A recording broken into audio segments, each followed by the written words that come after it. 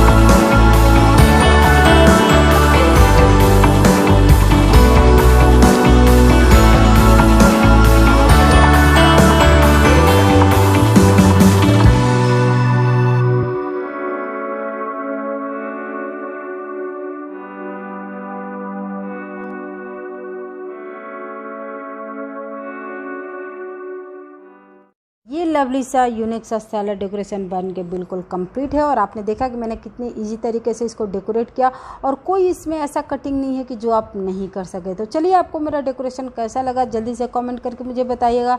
Video अच्छी लगी होगी तो इसको लाइक कीजिएगा, ज़्यादा से ज़्यादा शेयर कीजिएगा अपने फ्रेंड के साथ और मेरे चैनल को सब्सक्राइब कर लीजिएगा फर्स्ट टाइम देख रहे होंगे तो चलिए, इसी तरह नए यूनिक और भी इंटरेस्टिंग वीडियो के साथ फिर मिलते हैं। तब तक के लिए बाय, टेक केयर। देखो